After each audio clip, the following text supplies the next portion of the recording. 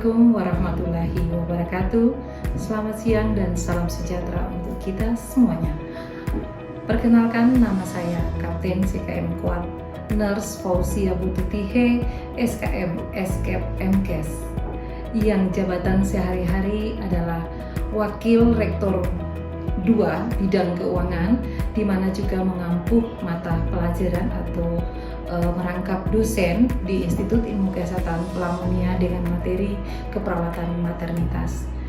Latar belakang pendidikan saya mulai dari SPK, kemudian setelah SPK saya membelok lagi menjadi seorang TNI, kemudian melanjutkan sekolah di D3 Keperawatan Poltekkes Makassar, selanjutnya SKM dan Eskep Nurse, selanjutnya melanjutkan lagi di S2 Kesmas di Universitas Muslim Indonesia. Sehari-hari saya mengampuh mata kuliah keperawatan maternitas dengan 3 SKS. Adapun capaian pembelajaran dari keperawatan maternitas saat ini adalah mampu memahami konsep asuhan keperawatan maternitas, konsep asuhan keperawatan ibu hamil, intranatal, bayi baru lahir, kemudian ibu postpartum, dan selanjutnya adalah keluarga berencana dan kesehatan reproduksi. Sedangkan pada deskripsi yang akan saya sampaikan berikut ini adalah bagaimana tentang materi pembelajaran keperawatan maternitas pada ibu postpartum, baik itu definisi maupun perubahan yang terjadi pada ibu postpartum, baik perubahan fisiologi maupun psikologi. Saat ini kampus Institut Ilmu Kesehatan Pelamonia sudah melaksanakan proses pembelajaran dengan secara offline sesuai dengan petunjuk dari pemerintah bahwa sudah bisa melaksanakan proses pembelajaran secara offline.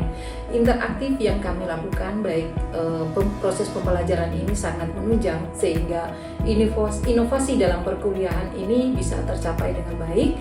Kemudian saya menggunakan beberapa metode, diantaranya adalah penggunaan absen menggunakan barcode, kemudian metode perkuliahan dengan menggunakan ceramah, di mana tujuan adalah agar proses pembelajaran ini tidak monoton ataupun tidak membosankan dan mendapatkan hasil yang maksimal sesuai dengan yang kita harapkan. Untuk metode pembelajaran saat ini menggunakan metode DIA, di mana delivery, intersection, dan assessment. Yang pertama saya menggunakan metode ceramah, di mana ceramah ini penyampaiannya langsung kepada mahasiswa. Namun sebelumnya biasanya saya melaksanakan interview kembali pembelajaran yang sebelumnya sehingga dapat membuat mereka mengingat kembali kelangsungan daripada materi yang saya sampaikan. Nanti setelah saya mereview pelajaran yang berlalu, saya akan melanjutkan dengan materi yang akan saya bawakan, dan di akhir pembelajaran akan saya mereview kembali apa yang telah saya sampaikan untuk mengetahui apakah mereka memahami ataupun mengerti dari materi yang telah saya berikan. Selanjutnya metode intersection, di mana mereka berdiskusi tentang materi yang diberikan, baik berupa saya memberikan suatu pertanyaan dan mereka berdiskusi untuk menentukan apa pertanyaan atau menentukan misalnya jumlah dari yang saya pertanyakan, dan mereka akan mengajarkan atau akan tampil, mereka akan mampu menyampaikan sehingga membiasakan para mahasiswa ini untuk nanti setelah lulus mereka terbiasa untuk ketemu dengan masyarakat, bisa memaparkan atau memberikan penyuluhan terhadap masyarakat yang membutuhkan. Selanjutnya adalah metode yang diberikan berupa pelatihan soal, di mana mereka memberikan soal yang akan saya sampaikan dan mereka langsung menjawab, sehingga hasil daripada soal yang saya sampaikan mereka bisa mengetahui ataupun dapat mengukur sejauh mana pemahaman mereka tentang materi yang telah saya sampaikan. Di dalam memberikan jawaban, saya sendiri juga akan menilai bagaimana keaktifan daripada mahasiswa di saat memberikan pertanyaan, sehingga ketepatan mereka menjawab itu suatu merupakan penilaian terhadap kesuksesan ataupun keaktifan di dalam proses pembelajaran yang sudah diberikan. Dalam proses pembelajaran yang sudah disampaikan, di akhir itu adalah sistem penilaian yang akan diberikan dari materi maternitas keperawatan, di mana 20% itu adalah total dari tugas, kemudian kehadiran itu ada 15%, kemudian keaktifan 15%, serta 25% untuk UTS dan 25% untuk UAS. Dari hasil evaluasi yang sudah didapatkan, akan saya berikan informasi atau penyampaian kepada mahasiswa baik di WA Group maupun di kelas. Kemudian mereka bisa melihat sendiri bagaimana dalam hasil penilaian ataupun hasil evaluasi akhir dari materi keperawatan maternitas ini, sehingga bagi mahasiswa yang penilaiannya masih kurang atau ada remedial, maka saya akan memberikan kesempatan bagi mahasiswa untuk mengikuti remedial sesuai dengan kalender akademik yang diberikan oleh Institut Ilmu Kesehatan Pelongo. Demikianlah proses penyampaian perkenalan diri saya, dan untuk selanjutnya akan saya tampilkan video proses pembelajaran yang berlangsung di kelas tentang keperawatan maternitas di Institut Ilmu Kesehatan Pelongo. Selamat menyaksikan.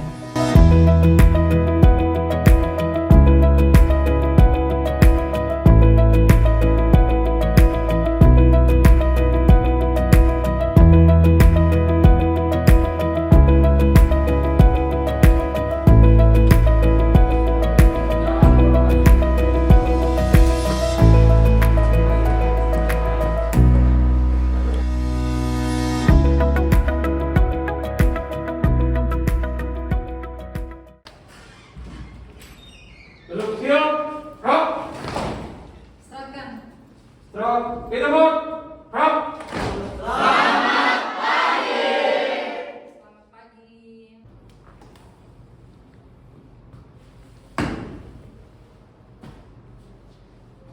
Izin atasan, duduk, siap, rap.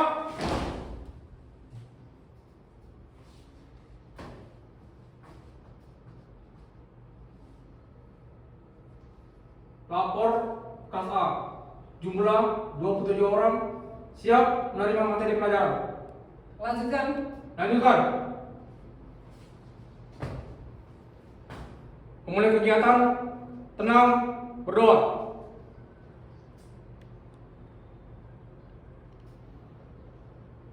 Selesai, istirahat di tempat. Rap. Selamat pagi. Baik teman-teman mahasiswa, kita akan memulai materi pelajaran pada hari ini adalah bagaimana sih tentang postpartum yang kalian nanti praktek di rumah sakit tak tahu terlebih dahulu sebelum membuatkan asuhan keperawatan. Nah, untuk itu sebelum kita memulai materi, silakan Anda mengisi link absen pada hari ini.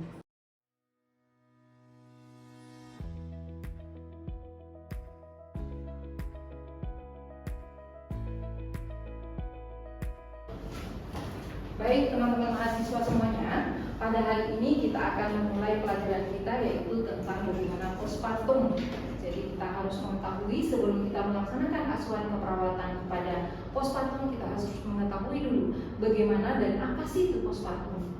Yang berkaitan dengan nanti asuhan keperawatan, apa sih yang perlu kalian kaji, apa sih yang akan terjadi pada ibu yang postpartum. Namun sebelumnya saya akan mereview dulu pelajaran yang minggu kemarin, kira-kira masih dipahami karena ini berkaitan lagi dengan keperawatan maternitas yang ada. Oke, saya berikan pertanyaan untuk yang pertama, yaitu mungkin ada mahasiswa yang bisa menjawab apa sih yang perlu kita perhatikan pada bayi yang baru lahir? Izin menjawab Ibu. Silakan saudara Anida. Perkenalkan, nama saya Yudayanti, NIM 21963, di mana jawabannya yaitu yang pertama pemeriksaan Apgar, 2 pemeriksaan antropometri, 3 pemeriksaan fisik atau head to toe. Oke, bagaimana tentang antropometrinya, kemudian pemeriksaan fisik. Oke, selanjutnya saya bertanya lagi karena berkaitan dengan materi yang tadi atau pertanyaan yang telah saya sampaikan, di mana salah satunya adalah penilaian Apgar. Kira-kira ada yang masih ingat tentang penilaian Apgar? Izin Bu. Oke, silakan.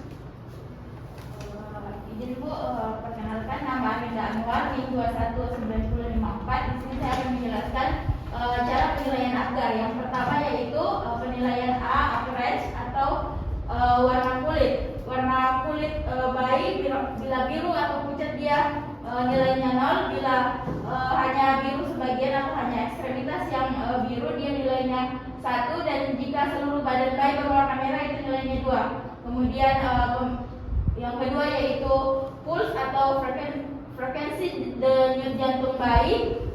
Jika nilainya jika tidak ada denyut jantung itu nilainya 0, dan jika di bawah 100 dia nilainya 1, dan di atas 100 nilainya 2. Kemudian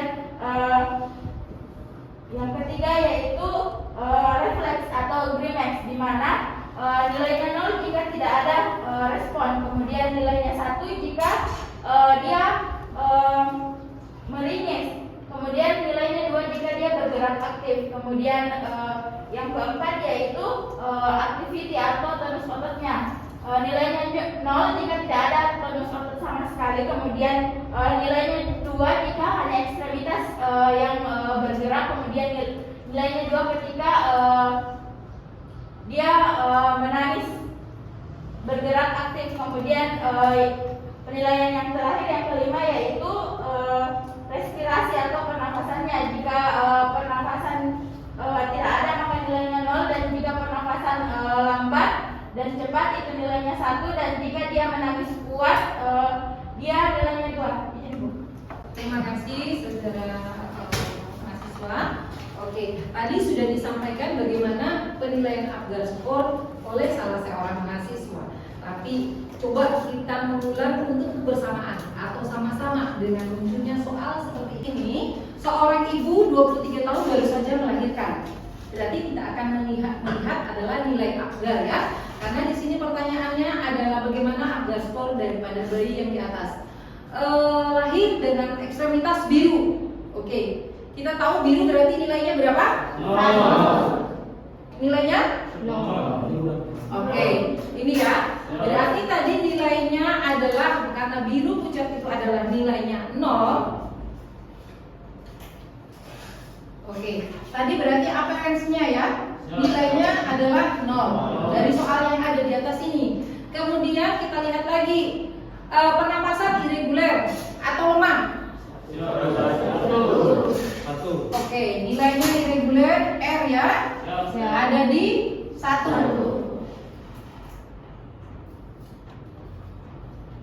Oke, Bapak tidak kelihatan ya. Oke, kemudian nadi 70 kali per menit berarti dinilai berapa? 1. Nilai 1. Berarti nadinya ada di nilai 1. Oke. Selanjutnya adalah meringis dan lemah. Berarti ada di nilai berapa? 1. Oke, 1.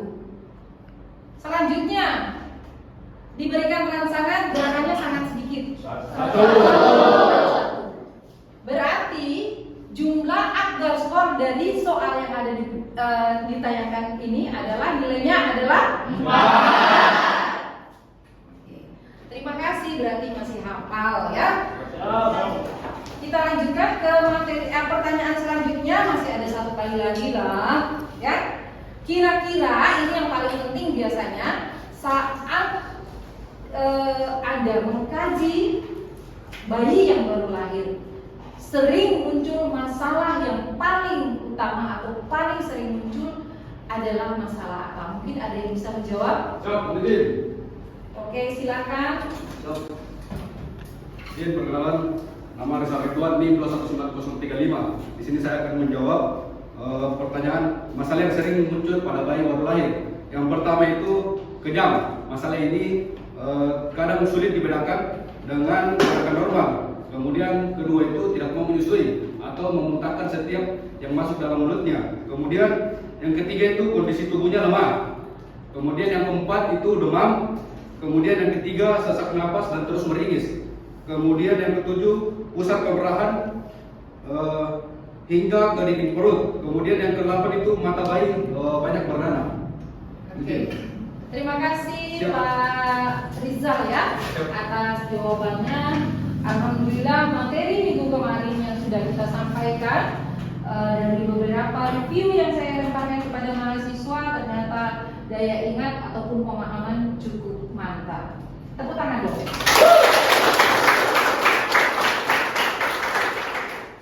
Oke, terima kasih. Selanjutnya kita masuk pada materi minggu ini, yaitu tentang, kalau sudah pertama tentang maternitas, kemudian bagaimana ibu hamil, bagaimana ibu melahirkan, kemudian bagaimana bayi yang baru lahir. Sekarang kita masuk kepada postpartum. Apa sih itu postpartum?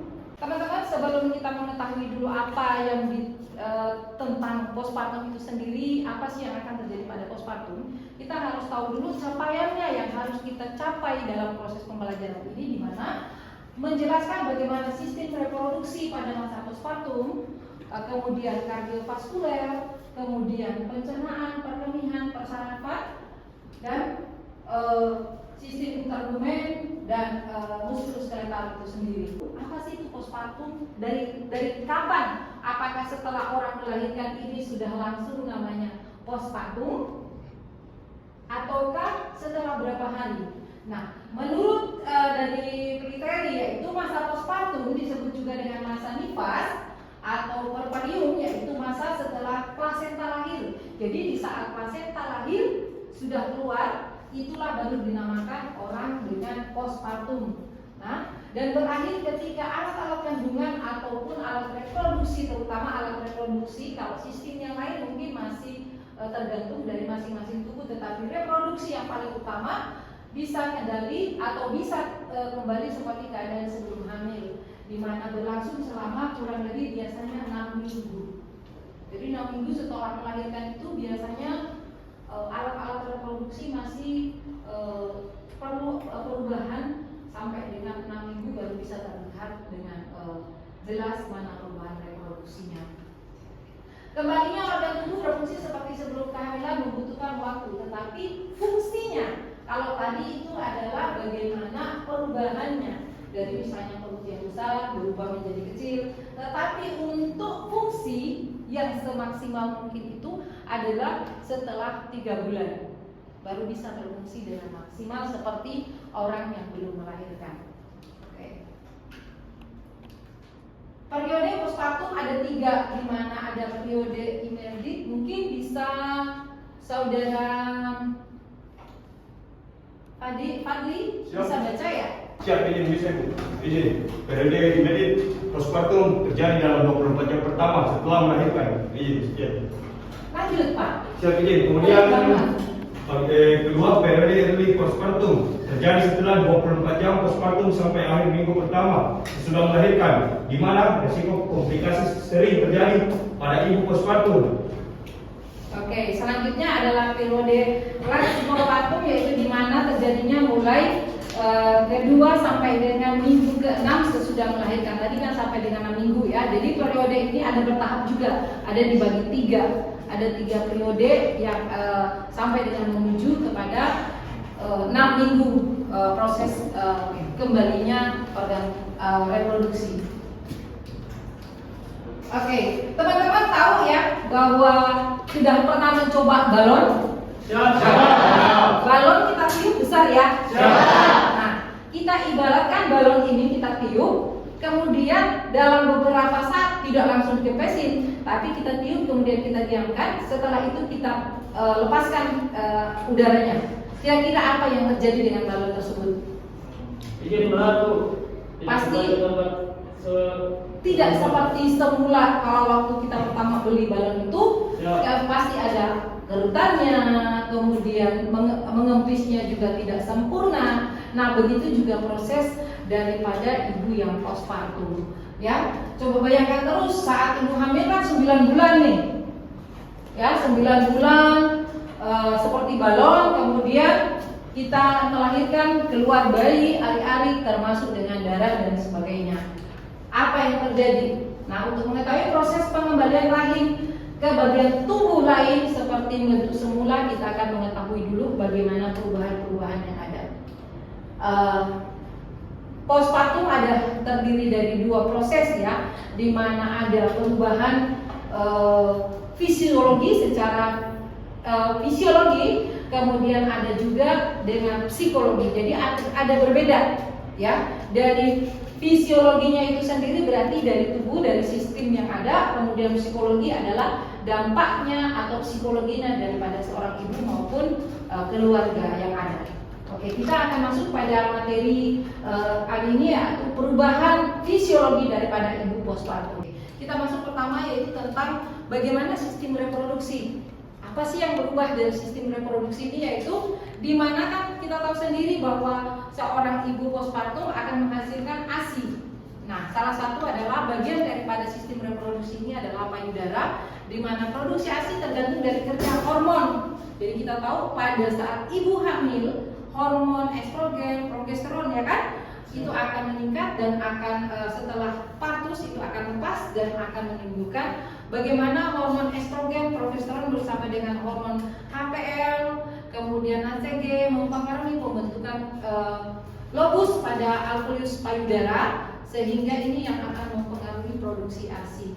Jadi biasanya mungkin ibu hamil tadinya payudaranya belum begitu kencang, nanti saat sudah terbentuk ASI itu akan menjadi lebih kencang ya.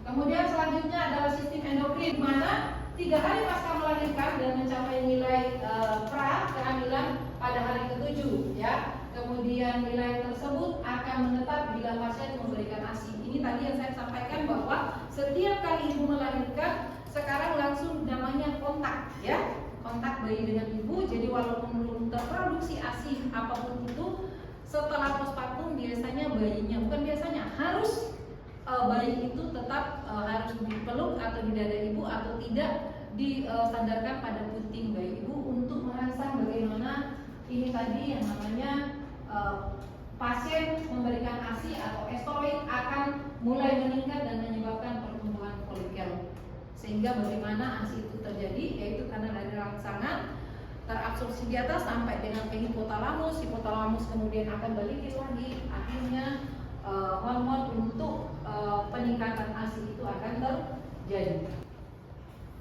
Kemudian selanjutnya ini tadi sekedar saya mengingatkan bahwa tadi yang saya sampaikan pertama bahwa akan mempengaruhi seseorang ibu yang melahirkan, di mana akan terjadi perubahan tanda-tanda vital. Ya, biasanya ibu-ibu ada yang mengalami tanda-tanda vital. Kenapa bisa terjadi perubahan suhu, nadi, kemudian pernapasan? Makanya kita harus menanyakan pada ibu atau mengkaji pada ibu bagaimana tentang perasaannya, apakah lemah atau apa. Nah, ini berkaitan dengan tanda-tanda vital yang ada. Oke. Tanda-tanda vital yang paling sering muncul pada ibu hamil yang terjadi perubahan adalah suhu. Di mana kita ketahui saat kita melahirkan ataupun di mana seorang ibu ini akan melahirkan, suhu tubuh atau pasca melahirkan ini akan naik kurang lebih 0,5 derajat Celcius dari keadaan normal. Jadi kalau kita normal sampai 37, dia akan naik ke sekitar 37, sekian. Jadi nanti teman-teman mahasiswa saat mengkaji nanti kalau ke lapangan atau sudah mulai praktek di rumah sakit, kalian silakan kaji setelah melahirkan 2 jam terutama, coba lihat di mana kurasnya tenaga, kemudian otot-otot yang sudah bekerja berat, kemudian cairan yang sudah keluar, pasti peningkatan suhu tubuh ini akan terjadi 0,5. Pasti setelah melahirkan pasti di atas 37, sekian. Dia pakai AC, pasti akan meningkat. Nah, dikarenakan itu tadi yang saya bilang. Ini suhu kenapa bisa terjadi peningkatan, kemungkinan bisa sampai tiap kapan, sebagai akibat dari efek dehidrasi persalinan setelah 20 jam pertama. Makanya tadi saya bilang biasanya meningkat karena sudah terjadi dehidrasi, di mana cairan, di mana kita mengeluarkan otot tenaga, saat menguras tenaga itu akan terjadi yang namanya dehidrasi. Kemudian tadi ya, selama jam pertama setelah melahirkan nadi kembali kecepatan seperti sebelum hamil ya. Kemudian respirasi rentang normal dalam 6-8 minggu baru terjadi normal kembali. Tekanan darah sedikit berubah karena dipengaruhi oleh overtik, hipotensi atau dapat berkembang dalam 4-8 jam pertama akibat dari stensik ya, abdomen yang dapat menjadikan atau dapat terjadi setelah proses persalinan. Ya. Jadi ini yang saya sampaikan hari ini, di mana bagaimana ibu postpartum itu, apa saja sistem-sistem yang akan berubah pada ibu postpartum, dan kapan ibu postpartum ini sistem atau perubahan daripada sistem-sistem ini akan kembali seperti sebelumnya, kita tidak kembali lagi. Ya, dapat dipahami teman-teman? Ya. Oke. Mungkin ada pertanyaan? Kalau tidak ada yang bertanya, saya yang akan bertanya, ya. Oke, Dada. Oke, saya berikan pertanyaan yang pertama. Siapa yang cepat aja deh, karena di sini kita akan menilai siapa yang benar-benar memahami. Oke. Apakah teman-teman tahu atau mengerti tentang apa sih itu postpartum? Siap, Ibu. Oke, saudara Rifki. Siap. Jadi menjawab. Jadi masa postpartum atau yang sering kita sebut dengan masa nifas atau pubertas biologika adalah masa yang terjadi setelah plasenta lahir dan berakhir ketika organ-organ atau kandungan itu kembali ke posisi saat dia sebelum hamil, dan itu berlangsung kurang lebih selama 6 minggu atau 1,5 bulan. Demikian. Oke, terima kasih. Beri aplaus dong. Siapa yang bisa menjelaskan kepada saya kenapa dan apa sih itu yang berubah pada kardiovaskular atau sistem daripada kardiovaskular ini, di mana tanda-tanda vital akan berubah? Ada yang bisa menjawab? Oke, 1, 2, ketiga. Baik, izin menjawab Ibu. Perkenalkan, nama saya Lukman, NIM 21909. Di sini ada beberapa tanda-tanda vital yang terjadi perubahan pada saat pos persalinan.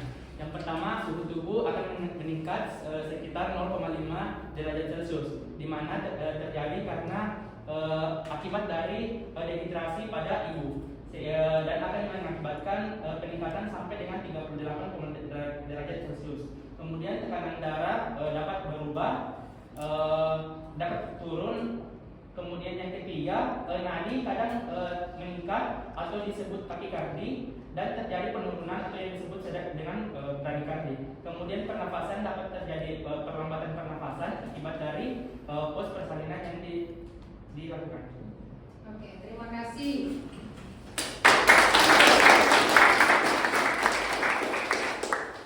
Oke, untuk materi hari ini postpartum, nanti kita akan berjumpa di pengkajian ataupun bagaimana menerapkan bagaimana sih asuhan keperawatan dari sistem yang telah disampaikan hari ini. Berarti nanti di dalam konsep asuhan keperawatan apa saja yang perlu Anda kaji, apa saja yang perlu kamu perhatikan, apa saja nanti yang akan kamu lakukan di saat nanti kalian akan melaksanakan asuhan keperawatan kepada ibu postpartum. Terima kasih banyak atas kerjasamanya. Hari ini cukup semangat, kita beri aplaus dulu.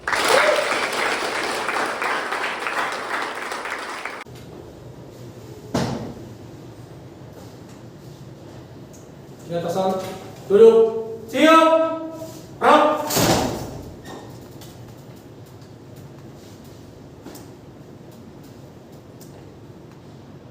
Menerima materi pelajaran telah dilaksanakan. Laporan selesai. Terima kasih banyak atas perhatiannya. Selamat melanjutkan pelajaran berikutnya. Kerjakan. Kerjakan.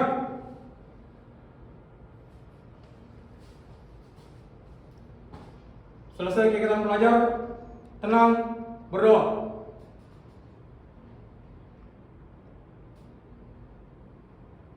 Selesai, istirahat di tempat.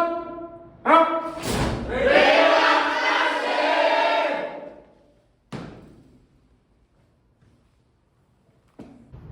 Oke, sehat semuanya ya. Sampai jumpa minggu depan. Terima kasih. Terima kasih.